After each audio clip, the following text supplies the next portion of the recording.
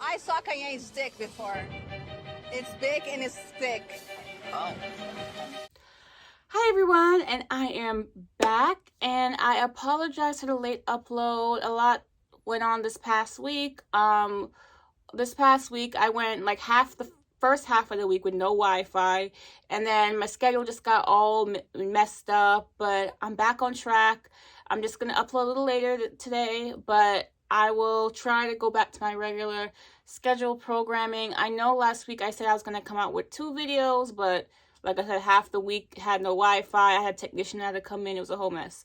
But I am back. I am ready to go, and I'm ready just to get into it and review the show. This is episode 10, I believe. I believe the season ends at 12 episodes, so I'm excited. I'm also excited for this show to stream again on Bravo. I think that's really going to open Miami back up, because only select few people know about this because it's on Peacock, which is a relatively new streaming service. So I'm excited, but let me not take up too much time because I hate long intros. So let's get into it.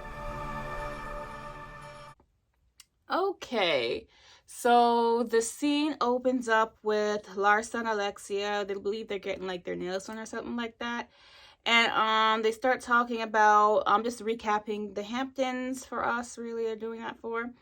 And Larsa talks about how she has, in comparison to all the other girls, she has the best resume because she had the longest marriage, and she had her kids in wedlock, or they're out of wedlock, and yada yada yada. And I'm like, okay, that may be so, Larsa, but your marriage still failed. Like, I hate when women feel like they're at the top, or they are just like better than, almost, because they had a husband or they were married the longest. Like, it doesn't matter if you were married the longest, your marriage still failed. So I don't see that being a brownie point for you. It's one thing if you were still married or still happily married. Yes, you were married a long time, but that marriage is no longer there. So to me, that's not valid enough. If she was still married, and sure, but your resume doesn't count anymore because you're not married. Well, you technically are, but you and Sky have been divorcing for so long at this point. I mean, it's crazy. But I still like Larsa. She's still my favorite housewife. She's still my girl. So then she talks to Alexia about how Scotty is just being spiteful, pretty much. So she wants Scotty to sell the home in Miami, and every time she brings it up, he threatens to take Sophia away from her. That is so just, ugh.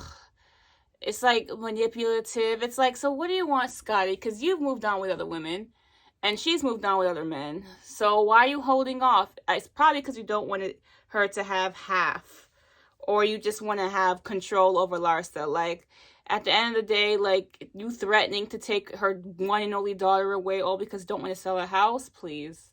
Like, that is so just like the fact that these men feel like they could have this much power over us is just disgusting. And Larsa's your fault too, because you spent your whole entire life having babies for this guy and taking care of this guy and icing everything and making sure his career was set so you could be set. And now that his career is set, he's leaving you to the curbside and threatening to take your child away. But you live, you learn, right? So Alexia feels like Larsa's too close to Scotty. I agree, because it's like she said, if you're gonna be with another guy, like seriously be another guy, it's like you can't have Scotty down your throat. So I hope this jewelry line kicks off for you. I hope whatever you're doing kicks off for you, so you don't need Scotty's money that much. Because if Scotty's down your throat like this, then you're never gonna happily move on, which I do think deep down inside Larsa does want to settle down and be with somebody. She's just having fun right now, but I think that's all a mask. I think she, especially since she talks about like how she grew up, how like being married and having kids in wedlock is, was very important in her household. And then yes, because she's Middle Eastern, that is a very important I guess what's the word looking for, rule. It's a very important tradition in the Middle Eastern households for that. So yeah, I believe you, Larsa. So since you grew up in the household like that, I'm pretty sure you still want to get married again and do that all over again. All right, next scene is Lisa and Lenny. It's the first time I really get to see Lenny and Lisa interact without Lenny saying more than with Lenny saying more than 2 words, because we haven't really seen much of him. So it was nice seeing Lisa and Lenny Lisa is really crazy. I mean, I get Lenny had this emotional affair, but I feel like you've been like that with him all the time. Like the fact, okay, literally, she walks into Lenny's office before she even sits down, before she even puts her behind in his chair, she takes up his phone and starts searching through it and looking at his DMs. Like, Lisa, if you have to do that just to make sure your man's not cheating or doing whatever, then that is a serious problem. You should not feel the need to keep checking his phone. Like, that's psychotic. And it's like, did you guys really move past that emotional affair? And I get it in a sense, Lisa, because he is your meal ticket. So, like, you had in that position, yeah, a lot of women are going to be after a guy that rich. I've never seen a plastic surgeon that rich before, like a house on Star Island. Wow. But that was just too much. I don't like that. I just don't like stuff like that. Like before she even sat down, it's not like she just sat down and looked around like la di da and then saw the phone. That was the first thing she looked for when she got there. So that was too much, Lisa. Lenny walks in. She's like, "Oh, I'm just checking if your phone is working." What? Even Lenny's like, "What are you talking about? My phone is working just fine." But he laughed it off because he knows that's what she does. Lisa, you are a handful, girl.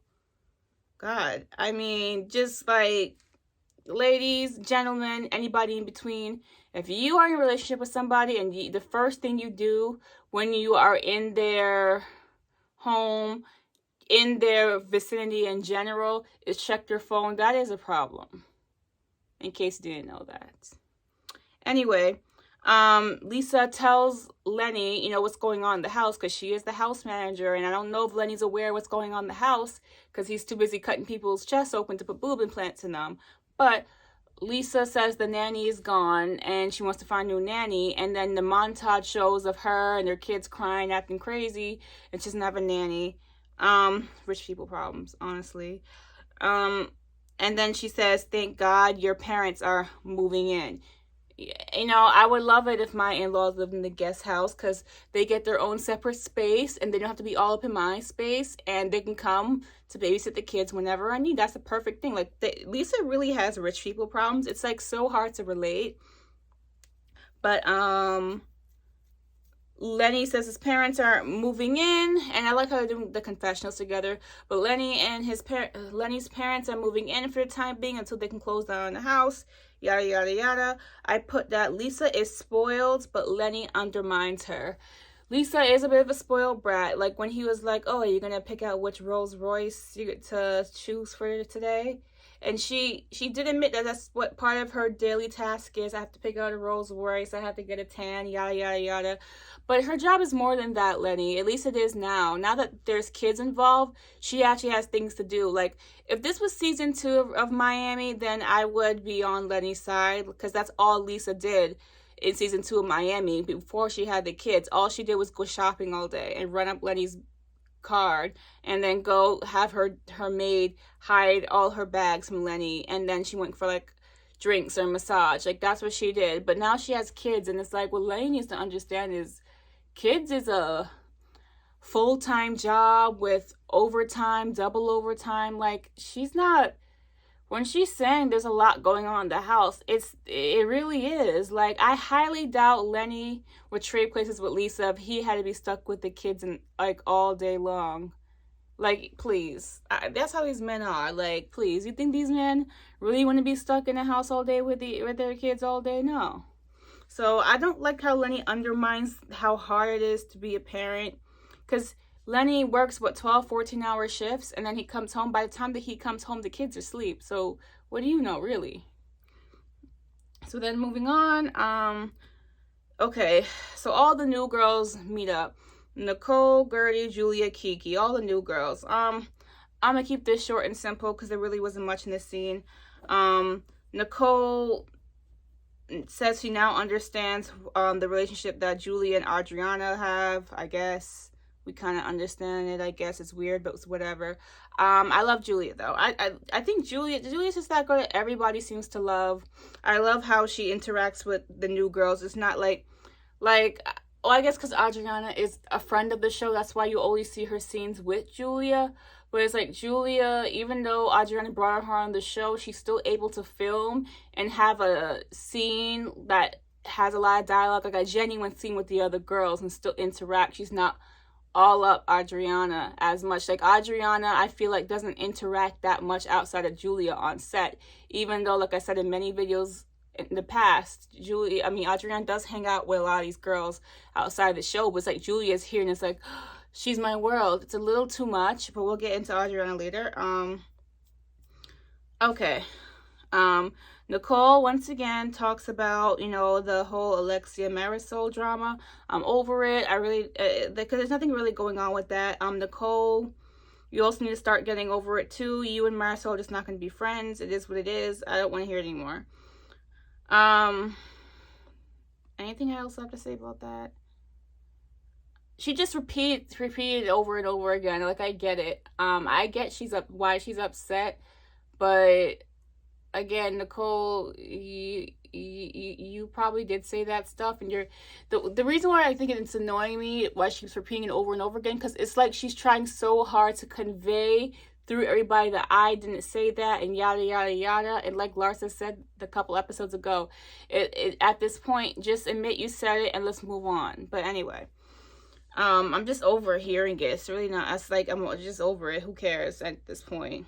You got called out. Welcome to Real Housewives. Everybody gets called out. Okay, Larsa. Okay, so Julia then talks about how she was very offended that Larsa said that you had children out of wedlock. Okay, I guess production's trying to give Julia some drama to help her stay on the show. Julia, she wasn't talking about you. Nobody was talking about you. Like, I as much as I like Julia, it's like, well, I don't understand why you're so upset. You seem insecure about that, if anything. Like, nobody told you to have 3 kids with 3 different men, but you did. Okay, it happens. But nobody was talking about that. All Larsa was just making a point that I grew up in a traditional household where having children within a wedlock is everything.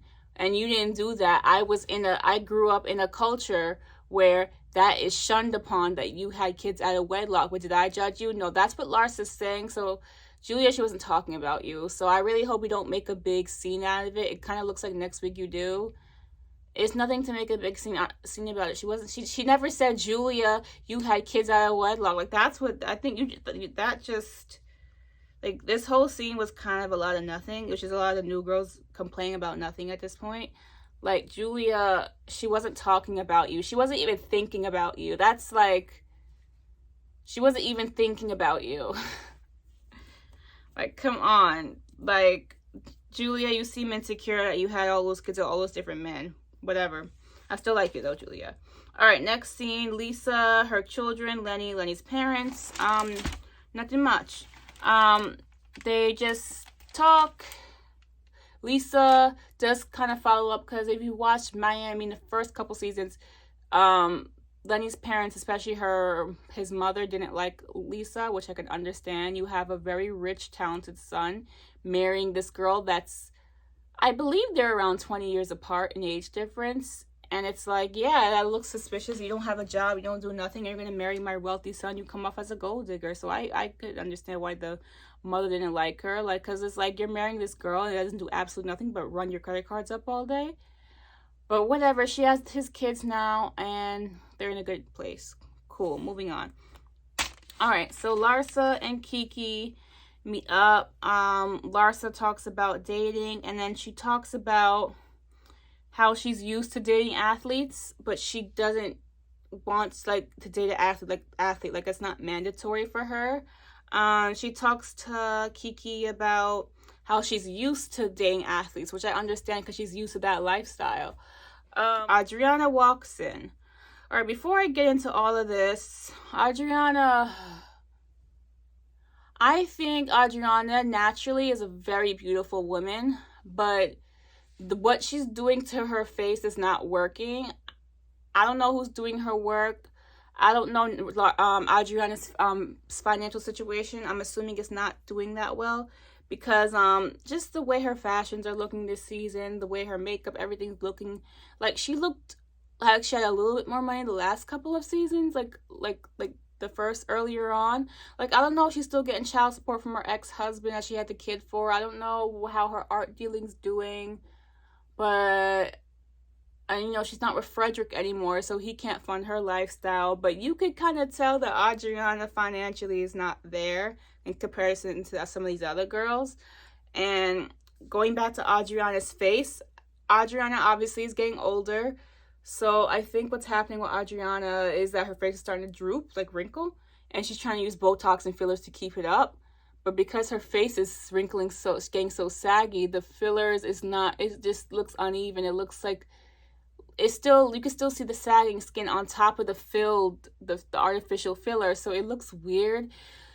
If Adriana can afford it, I would recommend her just getting a mini facelift so they can just like pull her face up, cut off the excess skin, and just stitch it back to keep her face from sagging and just get rid of the fillers. Because Adriana, when I first saw her season 1, I was like, wow, she's really pretty. And she still is. It's just she can't figure it out. So then the girls talk. Somehow Adriana talks about a speculum. You guys, because she talks about the, you know, going to gynecologist and they use that thing to open you up. If you know what I'm talking about, you know what I'm talking about. She says they use a baby speculum on her. So that means she can handle small dick.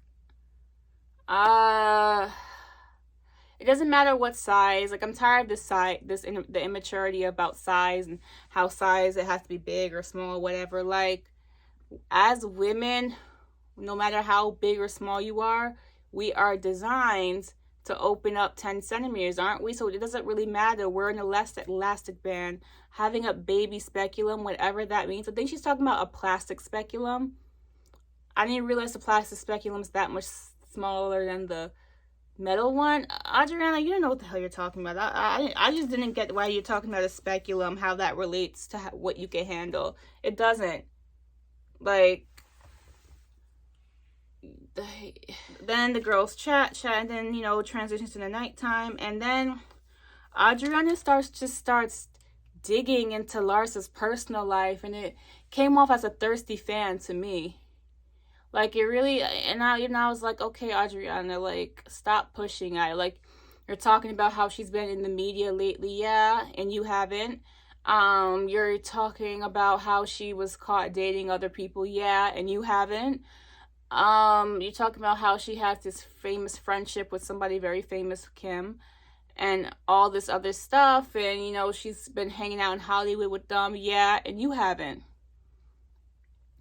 And it's one thing to ask, but then you're really digging and pushing, and it's like, I liked how Larsa respectfully explained why her and Kim aren't friends anymore, and it makes perfectly sense, and I believe it.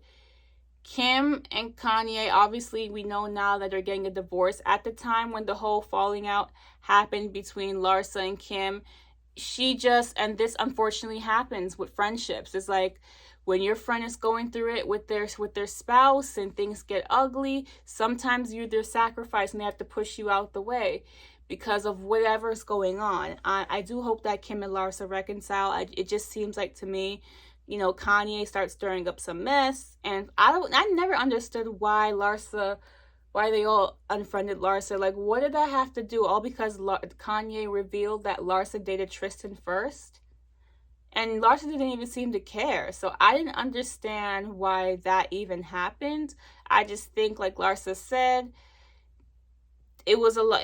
Their marriage was falling apart. A lot of things happened. They had to throw it to the wayside. But I liked how she respectfully, you know, answered it, which is how you end a friendship. It doesn't matter, you know, what happened.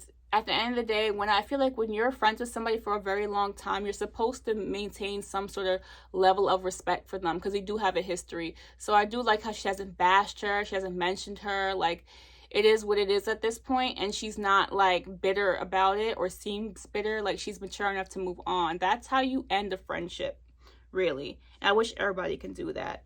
And like Larsa said, her and Kanye and Kim were going through it. Larsa knew too much, pushed her to the wayside. But then Adriana just kept pushing and pushing, and I'm like, Adriana, stop asking. And then she says how she saw Kanye's dick before. And it just got awkward, and I did feel bad for Larsa, because Larsa was uncomfortable. Like, like, what is this conversation? Like, you're talking about you saw Kanye's dick, and it's like, and I get why Larsa was uncomfortable, because not only does she have a long history with these people, what a lot of people don't know is that Larsa's children, Kim Kardashian is the godmom of Larsa's children. And it's like, you're talking about someone that's pretty much family to her, and you're talking about somebody's private parts, and it's just inappropriate. Like, these are people that are going to be in her lives forever, and I know I could bet that Kim does not want to be talked about on Miami. She doesn't want nobody talking about her on a damn reality show. I'm pretty sure even Kim probably has spoke to Larsa like, hey, I know you're going to be on this reality show, but please don't mention me or my husband or my kids. So I get what Larsa's saying. And then Adriana's being a fangirl talking about it and talking about how you see Kanye's dick. So what? So what? And then Adriana says in her confessional, she doesn't want me to talk about Kanye or Kim, but you were talking about Kim's cellulite in 2011. Like, girl, bye. That's so petty. 2011, that was over 10 years ago, or 10 years ago at the time of this filming. Like, girl, bye. Who? Like, she was talking about Kim's cellulite. Everybody has cellulite. That's nothing to talk about. Kim knows she has cellulite. We all seen it. What are you saying? Like, I normally like Adriana, but I just was so fed up. I was like, because it's like, I get what Larsa's saying.